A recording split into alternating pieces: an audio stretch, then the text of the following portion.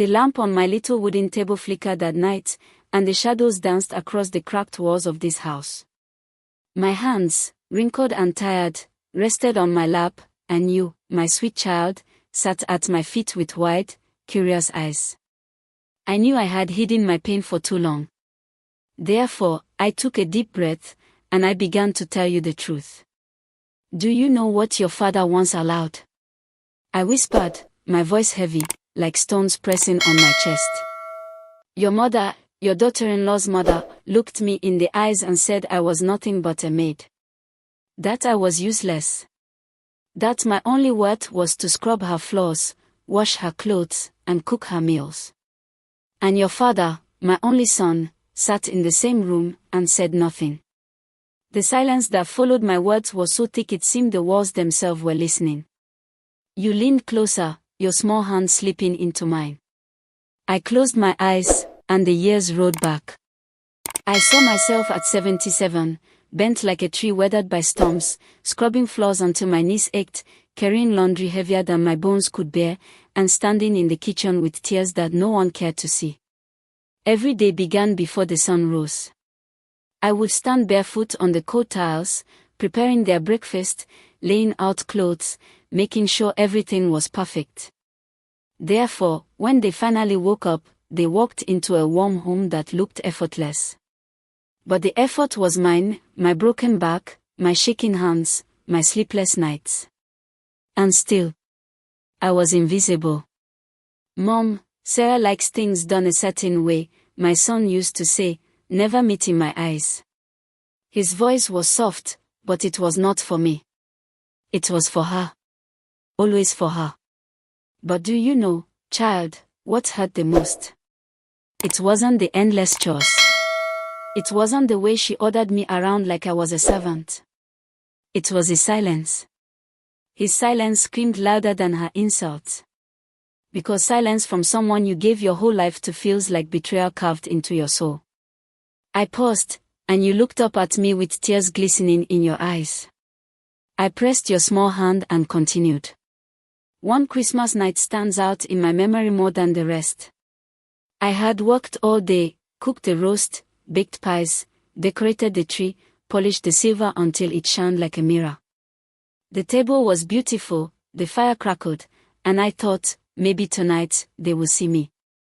But as I bent to serve the food, Sarah laughed and said, look at her, 77 and still running around like our maid. If she wasn't here, we'd have to hire someone. Everyone laughed. Everyone, except me. My son lowered his eyes and said nothing. Therefore, I forced a smile, though my heart felt like shattered glass. I returned to the kitchen and quietly cried into the dishwater, my tears mixing with the soap. Do you see, child? That is how dignity dies, not in loud explosions, but in the small, silent moments when the ones you love refuse to stand for you. But I survived. That is what I need you to understand. Every insult, every cruel laugh, every ignored tear, I survived it. And in my survival, I learned something important. Silence can break you, but it can also shape you. That night, as I lay in my bed, my hands aching from scrubbing and my body shivering from exhaustion, I made a vow. I swore that one day, I would no longer live as their maid. One day, I would rise again with dignity. One day, they would see the strength of the woman they tried to bury. I opened my eyes and looked at you again. That is why I tell you this story, I said softly. Because pain is a teacher, and silence is a test. And though your father failed me, I want you to learn differently. I want you to know that love should never be silent when injustice stands before you. You nodded, your little chin trembling as though you could feel the weight of the years pressing against me.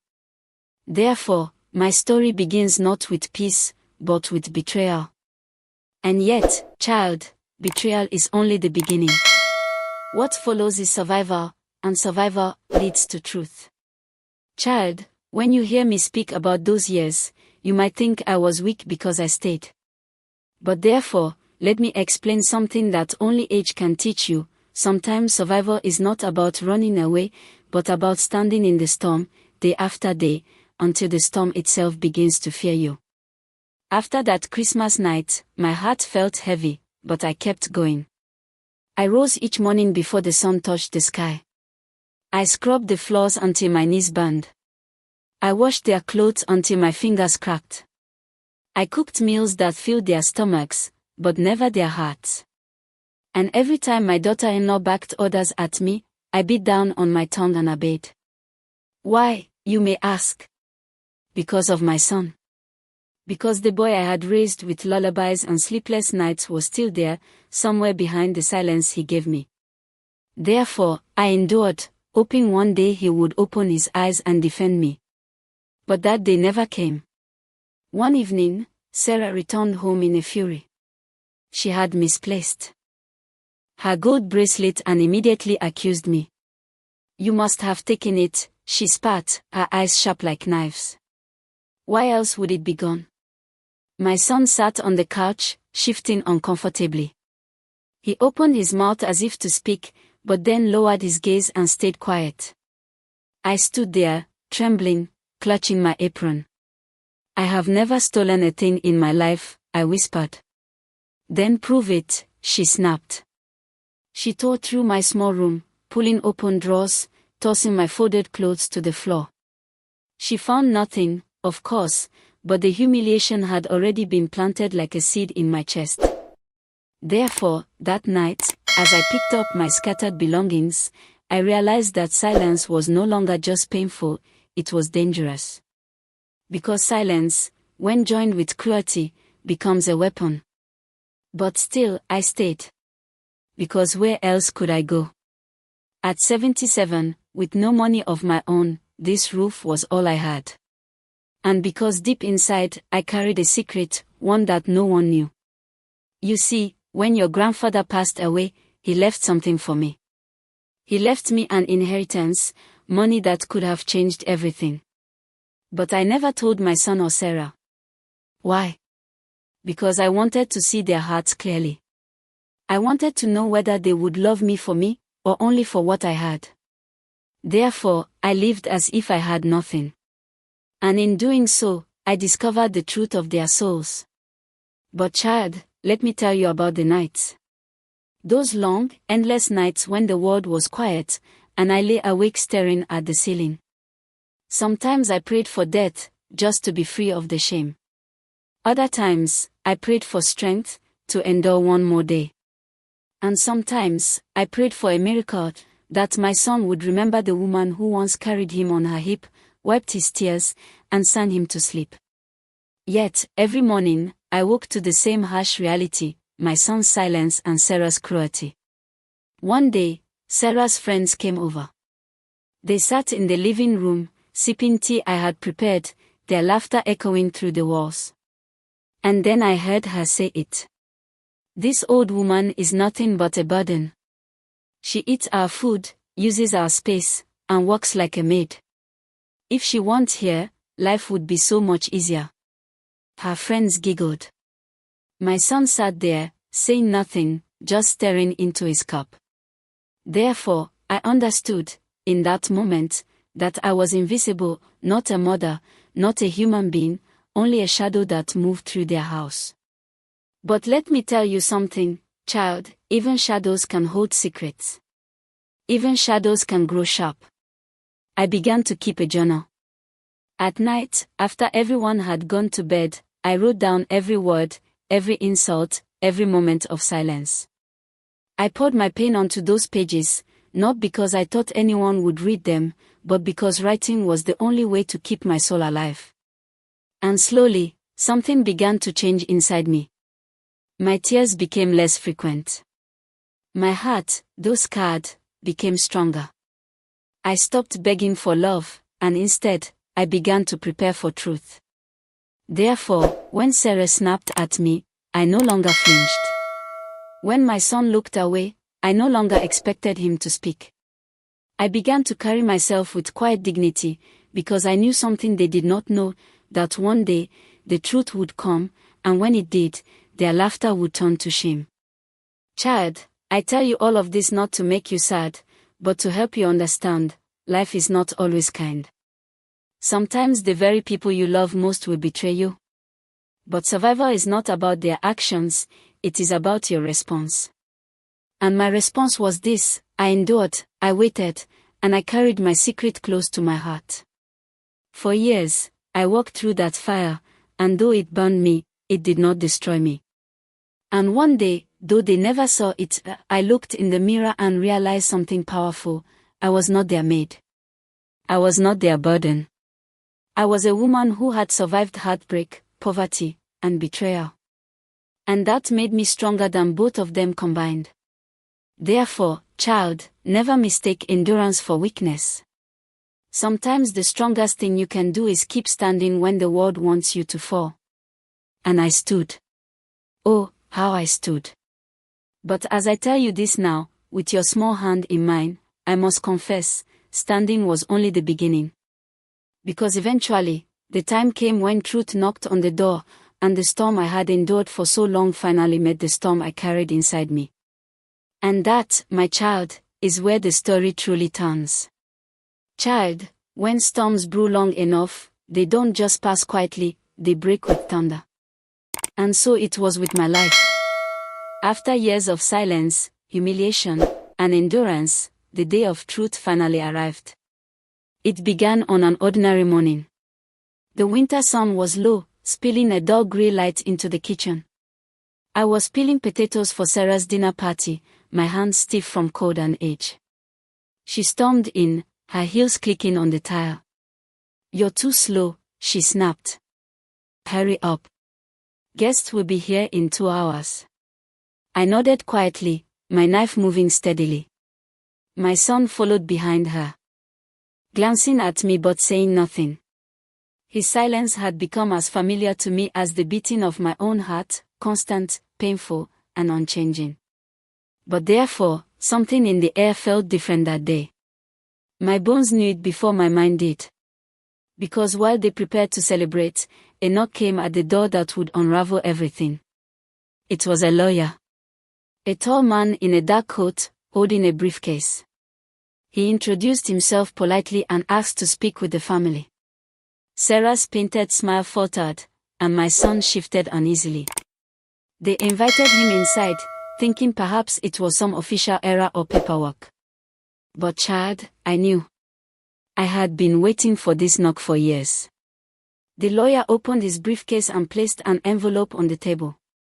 "I'm here regarding the estate of Mr. William Carter," he said, "your grandfather. As executor of his will, I'm required to read out certain details now that conditions have matured." Sarah's eyes widened. My son leaned forward, his brow furrowed. "What estate?" he asked, his voice uncertain. The lawyer cleared his throat. At the time of his passing, Mr. Carter left behind a sum of $6 million, placed in trust for his wife, Mrs. Evelyn Carter. The room froze. The knife slipped from my fingers and clattered into the sink. Sarah gasped, covering her mouth.